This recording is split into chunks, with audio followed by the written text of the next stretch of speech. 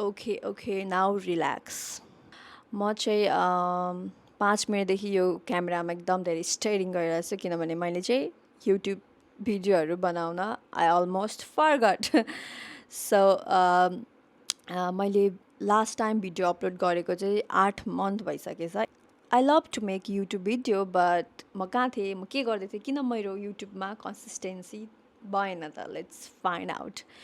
So what happen to me यो 8 महिनामा चाहिँ मैले के गरेँ मेरो लाइफमा के भयो मेरो लाइफ अपडेट चाहिँ के हो नाउ आइम गना tell you guys step by step a lot of things happened in my life for the last 8 months. I traveled, I got engaged, I went to the gym and I lost weight. So that's interesting. मेरो लाइफमा चाहिँ धेरै interesting कुरा भयो 8 महिनाभित्रमा but मैले चाहिँ त्यो ब्लगहरू चाहिँ बनाएन अनि मेरो युट्युब च्यानलको नाम ह्याज यु अल नो के छ भन्दाखेरि ट्राभल विथ सुषमा छ जुन चाहिँ ट्राभल गरेर भिडियोहरू बनाइराख्नुपर्छ so it's very hard for me to make travel video किनभने म चाहिँ एकदम धेरै घरमै बस्ने खालको मान्छे परेँ घरमै बस्ने अनि त्यति धेरै बाहिर ननिस्किने अनि मैले अर्को भिडियोको लागि चाहिँ आई हेभ टु वेट मैले चाहिँ वेट गर्नु पऱ्यो कहिले म ट्राभल गर्छु र म त्यसको भिडियो बनाउँछु भनेर अनि ट्राभल गर्न चाहिँ एकदम धेरै कन्फिडेन्ट पनि हुनु पऱ्यो ट्राभल गरेर साथमा क्यामेरा बोकेर भिडियो बनाउन पनि त्यसको लागि पनि एकदम धेरै कन्फिडेन्ट चाहिन्छ जुन ममा छ बट ममा के छैन भन्दा कन्सिस्टेन्सी छैन त्यो कुराले गर्दाखेरि I have ghosted my YouTube channel for the last 8 months भइसकिसक्यो म युट्युब च्यानल खोल्छु म युट्युबर हुन्छु भनेर मैले सोच्थेँ होइन बट कहाँ कसरी स्टप भयो I don't know lot of things happen in my life के धेरै कुराहरू भयो जुन कुराले चाहिँ मैले कन्टिन्यू गर्न पाइनँ बट त्यो कुरा चाहिँ मलाई के लाग्छ भने त्यो चाहिँ मेरो एक्सक्युजेस जस्तो लाग्छ क्या मेन रिजन चाहिँ मेरो कन्सिस्टेन्सी नै हो जे कुरामा पनि एउटा बनाउने अनि अर्को बनाउने अनि त्यसपछि 2 दिन 3 दिनसम्म एकदम धेरै फरवर्ड भइराख्ने कन्टिन्यू गरिराख्ने अनि त्यसपछि चाहिँ स्टप के त्यसपछि चाहिँ बन्द अनि त्यसपछि फेरि अनि बिचमा फेरि आउने अनि फेरि बनाउने अनि त्यस्तो धेरै भइरहेको छ इभन मेरो टिकटक भिडियोमा पनि त्यस्तै गर्छु म इभन टिकटकमा लाइभ बस्दा पनि म त्यस्तै गर्छु ल म चाहिँ कन्टिन्यू बस्छु भन्छु तर त्यो कुरा चाहिँ अलिक पोसिबल हुँदैन अनि मेन रिजन भनेको यो इटरीको यस्तो गर्मीमा त इट्स भेरी इम्पोसिबल म चाहिँ घरबाट बाहिर निस्किन्न किनभने एकदमै धेरै गर्मी छ I will give the example मैले यो आइस्ड कफी बनाएको थिएँ अनि यो चाहिँ गर्मी भएर यो मैले क्यामेरा सेटअप गर्दा म के बोल्छु भनेर यसो सोच्दा ओर्दा क्यामेराहरू यताउति मिलाउँदै कतिवटा टेक लिँदै मेरो आइस कफी चाहिँ पग्लेर लिटरली पानी भएको छ सी अनि यस्तो तातो भइसक्यो यो अलिअलि चिसै रहेछ त्यस्तो धेरै तातो त छैन तर आइस पुरै पग्लेर पुरै आइस्ड कफी भन्दा पनि नर्मल वार्म कफी जस्तो भइरहेछ सो यो पनि one of the big reason हो तर यो सबै मेरो एक्सक्युजेस हो आई नो इटरीमा लास्टै धेरै गर्मी हुन्छ क्या यसो हिँडेर भिडियो सिडियो बनाउँछु भन्दा चाहिँ लास्टै मान्छे आई डोन्ट नो मान्छेहरूले कसरी बनाइरहेको हुन्छ हिँडी पनि रहेको हुन्छ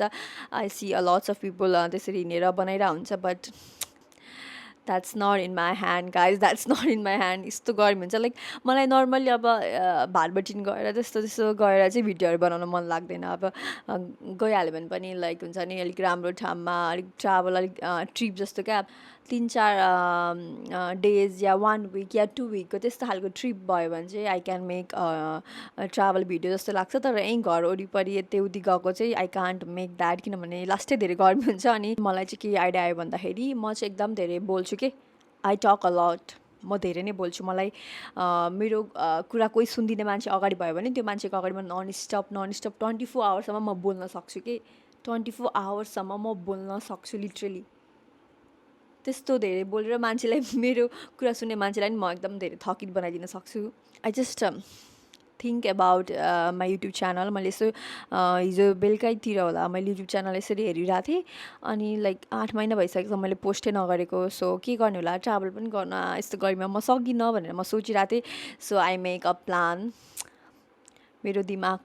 को बत्ती बल्यो म चाहिँ जे कुरामा अलिकति धेरै होइन फरवार्ड छु, जे कुरामा चाहिँ अलिकति फरवार्ड छु त्यही कुरालाई why not use that talent, यो पनि एउटा ट्यालेन्ट हो, बोल्नु पनि एउटा ट्यालेन्ट हो। सो यो कुरा चाहिँ म युज गर्नु पऱ्यो भनेर चाहिँ मैले चाहिँ स्टोरी टेलिङ जुन मेरो 8 महिनाभित्र या मेरो पहिला पहिला पास्टमा के भयो I can share this on my YouTube channel. So मान्छेहरूले मेरो स्टोरीहरू सुनोस्, सो त्यही सुनेर लाइक दे क्यान जज मी, आई डोन्ट केयर होइन। मलाई चाहिँ कस्तो लाग्थ्यो भने मैले यो आइडिया चाहिँ पहिलेदेखि आएको थियो होइन मलाई, म यस्तो स्टोरीहरू भनेर हाल्छु भनेर, बट मलाई चाहिँ किनभने मान्छेले जज गर्छ होला भनेर म चाहिँ कति धेरै कुराहरू यस्तो सोसियल मिडियामा किन भन्नु जस्तो लाग्थ्यो, बट लेट देम जज गाइज, लेट देम जज, late do a cringe things, गर्नुपर्छ जे जस्तो जे आउँछ जे सोच आउँछ त्यो गर्नुपर्छ, let's do a cringe things whatever it is cringe or not, I don't care, I don't literally care. म केयर गर्थेँ लाइक यस्तो कुराहरू कसरी के भनेर बोल्नु जस्तो लाग्थ्यो, but now I don't care it all. So म चाहिँ कोही मान्छे मेरो गफ सुन्यो भने म चाहिँ कन्टिन्युली बोलेको प्या प्या प्या प्या प्या प्या गरेर बोलेको नन स्टप बोल्छु कि like I love to talk, I love to talk. अनि मेरो कुरा कसैले सुन्थ्यो जस्तो लाग्छ क्या। म सानैदेखि यस्तै थिएँ, लाइक बोलेको गर्ने चुलबुल अलिक बुलबुल टाइपको बिहेभियर हुन्छ नि, अलिकति क्यारेक्टरै अलिक छुट्टै थियो क्या मेरो चाहिँ, अलिक हुन्छ नि त्यस्तो टाइपको क्यारेक्टर बच्चैदेखि। So why not use this talent. मैले बेसिकली युट्युबमा चाहिँ ट्राभल गरेर मात्र भिडियो बनाउनुपर्छ, कुकिङ भिडियो मात्र बनाउनुपर्छ भन्ने छैन। म literally I can sit here and I can talk, यसरी माइक राखेर म नन स्टप 20 मिनटसम्म बोल्न सक्छु, I can do that. So why not tell my story sometimes होइन। म कन्टिन्यू गर्छु युट्युबमा ट्राभल भ्लगहरू पनि म हाल्छु, बट त्यस्तो ट्राभलहरू गरेको बेला अलिक राम्रो ठाउँ गएको बेला I will upload my YouTube travel vlog also. Sorry my bad, कहिलेकाहीँ बोल्दा बोल्दै यस्तो फास्ट बोल्दा बोल्दै मेरो चाहिँ वर्डहरू चिप्लिन्छ। So I discover my talent, अनि त्यही भएर म चाहिँ यो स्टोरी टेलिङ सुरु गर्छु भनेर, यो चाहिँ मेरो comeback video, this is my comeback video. अनि मेरो माइन्डमा चाहिँ के हुन्छ भन्दाखेरि मेरो कन्सिस्टेन्सी नहुनुको कारण चाहिँ के हो भन्दाखेरि वेन आई फिल लो, जब म एकदमै लो फिल गरिरहेको हुन्छु मेरो दिमागमा चाहिँ एकदम धेरै आइडियाजहरू क्रिएट हुन्छ क्या, यस्तो गर्छु उस्तो गर्छु उस्तो गर्छु भने लट अफ आइडियाज चाहिँ मेरो माइन्डमा एकदम धेरै क्रिएट हुन्छ वेन आई फिल लो।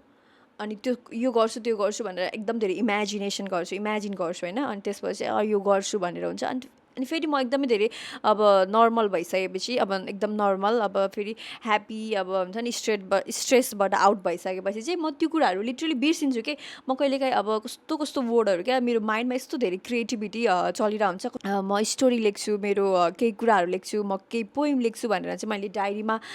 लेख्छु भनेर सोच्यो, मेरो माइन्ड एकदम धेरै, इभन म खाना बनाउँछु, इभन म केही कामहरू गर्दैछु भने त्यो कुराहरू क्रिएट हुन्छ। जब मलाई चाहिँ केही गर्न सक्दिनँ, एकदम विक फिल हुँदा, स्ट्रेस हुँदा चाहिँ त्यो सोच्छु होइन। अनि जब नर्मल भएपछि त्यो कुराहरू म बिर्सिन्छु, अनि त्यसपछि मलाई त्यो कुराहरू कन्टिन्यू गर्दिनँ क्या। त्यही भएर मेरो कन्सिस्टेन्सी नहुनुको कारण चाहिँ यो पनि हो वान अफ द बिगेस्ट, यो मेरो मलाई मात्र होइन तपाईँहरूलाई पनि हुन्छ होला त्यस्तो होइन, लो फिल भयो होला पनि धेरै यस्तो गर्छु भनेर सोच आउँछ, तर नर्मल भइसकेपछि त्यो कुराहरू सबै बिर्सिने, अनि लाइक अनि अगाडि मुभ अन हुने, अनि सबै अनि बिर्सिँदै जाने, अनि केही कुराहरू पनि स्टार्टै नगर्ने क्या। युट्युबमा चाहिँ म ट्राभल भ्लगहरू पनि हाल्छु, कुकिङ भिडियोहरू पनि हाल्छु, जिम गएको पनि भिडियो हाल्ने कोसिस गर्छु, but I need to be a good girl and I need to be discipline. मैले चाहिँ के हुनु पऱ्यो, डिसिप्लिन हुनु पऱ्यो, बट आई एम ट्राइङ फेरि कन्सिस्टेन्सी, फेरि म कन्टिन्यू गर्छु। I can promise that, but yeah I can do it again, I can restart and give you my life update. So why always bring a travel video मात्र किन post गर्ने मैले यसरी बसेर literally sitting in my room corner, I can have iced coffee in this hot season, यसरी बसेर चिसो coffee खाँदै आई क्यान टक, अनि मेरो भिडियो पनि कन्टिन्यू भइरहेको छ, युट्युब च्यानल पनि कन्टिन्यू भइरहेको छ, even I get a few views 100-200, I don't care जतिसुकै भ्युज आयो भने I don't care, but I love to talk, I love to make videos. So it's just my hobby. So I'm really excited to start again. And I hope you guys really enjoy this new chapter of me. And thank you for watching me. And I hope I will see you in next video soon. So bye bye.